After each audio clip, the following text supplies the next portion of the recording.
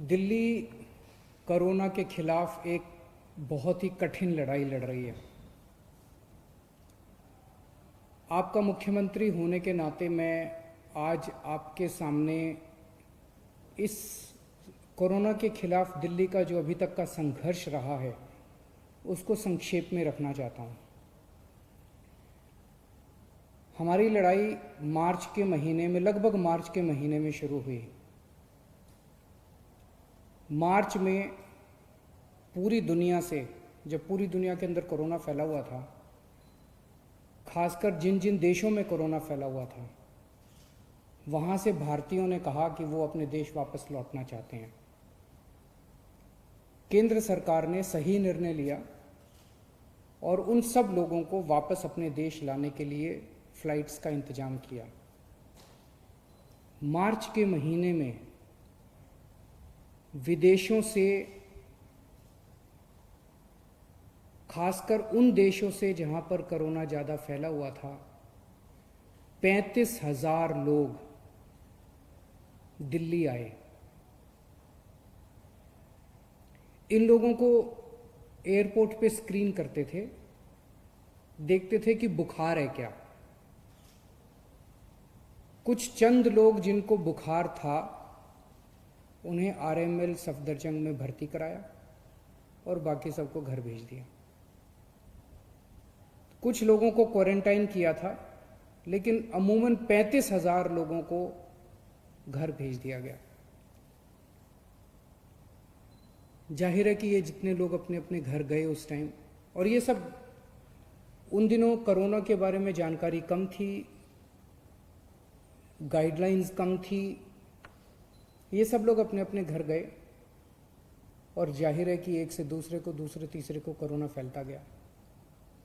उन दिनों में तो टेस्टिंग किट भी अवेलेबल नहीं थी, उन दिनों में तो टेस्टिंग लैब भी नहीं थी, टेस्टिंग भी नहीं हो पाती थी। फिर लॉकडाउन हुआ और लॉकडाउन की वजह से लोग अपने अपने घरों में थे, इसीलिए कोरोना थोड़ा कम फैला। मई के अंतिम हफ्ते में जब लॉकडाउन खुलना चालू हुआ तो उम्मीद थी कि कोरोना थोड़ा फैलेगा, कोरोना थोड़ा बढ़ेगा। 15 मई के आसपास से हम देखते हैं कि दिल्ली के अंदर कोरोना बड़ी तेजी से बढ़ने लगा। जब लॉकडाउन खुला तो ऐसा उम्मीद थी कि कोरोना के केसेस बढ़ेंगे, लेकिन कोरोना के केसेस उम्मीद से कहीं ज़्यादा तेजी से बढ़े और जून के पहले हफ्ते में आते आते, फर्स्ट वीक ऑफ जून में, दिल्ली के अंदर हमें बेड्स की कमी नज़र आने लगी, टेस्टिंग की कमी नज़र आने लगी। और बेड्स की कमी होने की वजह से जब कुछ लोगों को बेड्स नहीं मिल पा रहे थे तो मौत का आंकड़ा भी बढ़ने लगा। तब हमारे पास 2 ऑप्शंस थे। एक ऑप्शन था लॉकडाउन दोबारा लगा दिया जाए, हमने बहुत सारे लोग। दूसरा ऑप्शन था कोरोना से लड़ा जाए। जनता से पूछा, जनता का कहना था कि लॉकडाउन कब तक रहेगा, कभी ना कभी तो लॉकडाउन, आज नहीं तो कल, कल नहीं तो परसों, 1 महीने बाद, 2 महीने बाद लॉकडाउन तो खोलना पड़ेगा। तो निर्णय लिया गया कि कोरोना से लड़ेंगे, कोरोना से मिलकर सामना करेंगे, सारी दिल्ली के लोग मिलकर कोरोना का सामना करेंगे, कोरोना से युद्ध करेंगे। और तब ये पूरा प्लान बनाया गया और कोरोना से युद्ध में 5 हथियार तैयार किए गए। पहला हथियार, बेड्स की संख्या बढ़ाई गई। हमने देखा कि लोगों को कोई एक अस्पताल से दूसरे अस्पताल में दौड़ रहा है, दूसरे से तीसरे में दौड़ रहा है, बेड्स नहीं मिल रहे हैं, बेड्स की बहुत कमी है। मेरे पास रात रात भर फोन आते थे, मैं रात रात भर जाग के लोगों के लिए बेड्स का इंतजाम करता था। पिछले कुछ दिनों से फोन आने बंद हो गए हैं। पिछले 1 महीने में हमने दिल्ली के अस्पतालों में कोरोना के मरीजों के लिए बहुत बड़े स्तर के ऊपर बेड्स का इंतजाम किया है। हमने सबसे पहला निर्णय लिया कि दिल्ली के सारे बड़े अस्पतालों में कम से कम 40% बेड्स कोरोना के मरीजों के लिए रिजर्व कर दिए। दूसरा बड़ा निर्णय लिया, दिल्ली के कुछ एक चंद बड़े अस्पतालों को, प्राइवेट और सरकारी अस्पतालों को पूरी तरह से कोरोना अस्पताल डिक्लेयर कर दिया गया। तीसरा बड़ा निर्णय लिया, हमने कई होटलों को अस्पतालों के साथ अटैच कर दिया। तो अस्पताल में 100 बेड हैं, लेकिन होटल में 200 बेड और लग गए, तो उस अस्पताल के 300 बेड हो गए एक तरह से। इस तरह से अस्पतालों की कैपेसिटी बढ़ाई हमने। होटल नाराज हुए, होटल कोर्ट में गए, हमने कोर्ट में लड़ाई लड़ी और कोर्ट में लड़ाई जीत गए और 3,500 बेड्स हम लोगों ने होटल के अंदर पिछले 1 महीने में हमने तैयार किए हैं। अब राधा स्वामी सत्संग ब्यास में 2,000 बेड्स और तैयार हो चुके हैं। 10,000 बेड्स बहुत जल्दी तैयार हो जाएंगे। बुराड़ी अस्पताल जो अभी कंस्ट्रक्शन चल रहा था, उसको टेम्पोरेरी बेसिस पे 450 बेड्स वहाँ तैयार कर दिए। तो पिछले 1 हफ्ते में पहला हथियार हमारा ये था, कोरोना के खिलाफ युद्ध में हमारा पहला हथियार था कि बेड्स की संख्या बहुत बड़े स्तर पे बढ़ा दी जाए। जून के पहले हफ्ते में दिल्ली में अस्पतालों में बेड्स नहीं मिल रहे थे। आज कोरोना के जितने बेड्स हैं, 13,500 बेड्स हैं दिल्ली में, जिसमें से 7,500 बेड खाली पड़े हैं। केवल 6,000 बेड्स ऑक्यूपाइड हैं।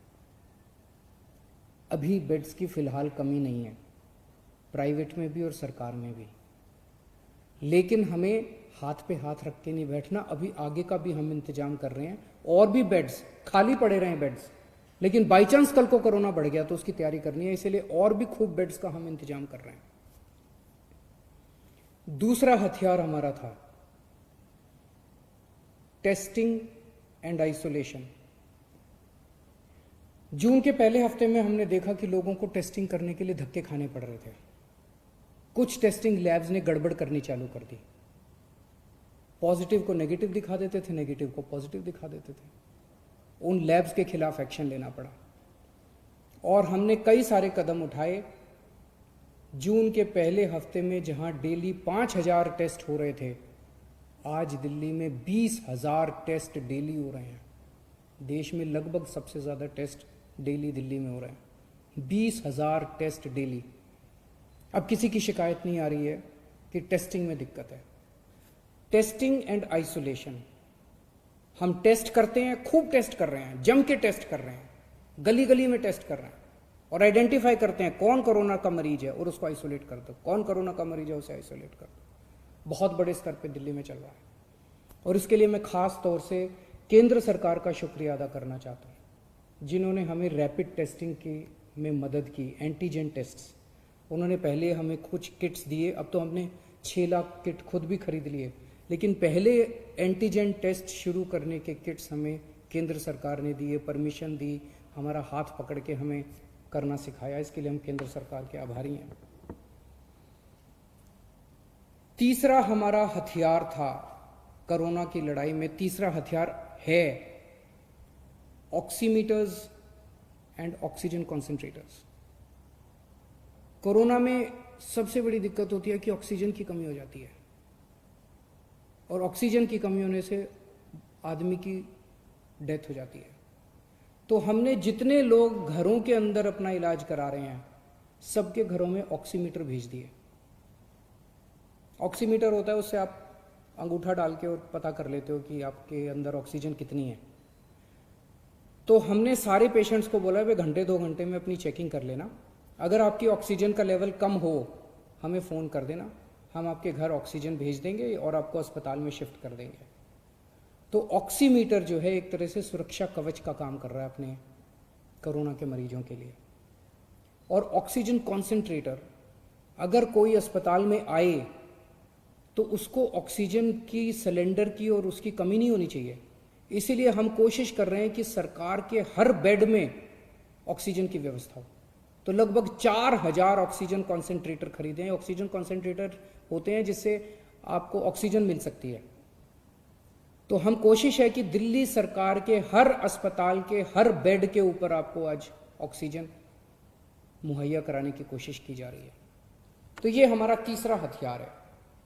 चौथा हथियार है आज कोरोना के इस खिलाफ युद्ध में प्लाज्मा थेरेपी। इसमें दिल्ली ने पूरे देश के लिए एक तरह से रास्ता दिखाया। सबसे पहले प्लाज्मा थेरेपी दिल्ली में ट्राई की गई, 29 मरीजों को दिया गया। 29 मरीजों के ऊपर ट्रायल काफी सक्सेसफुल रहा। उसके नतीजे हम लोगों ने केंद्र सरकार को ड्रग कंट्रोलर ऑफ इंडिया को दिए, और drug and controller of India ने उसके बाद फिर दिल्ली सरकार के अस्पतालों में भी और अन्य प्राइवेट और केंद्र सरकार के अस्पतालों के लिए भी मंजूरी देनी चालू की है प्लाज्मा थेरेपी से। अब प्लाज्मा थेरेपी जो है वो कई लोग इस्तेमाल कर रहे हैं।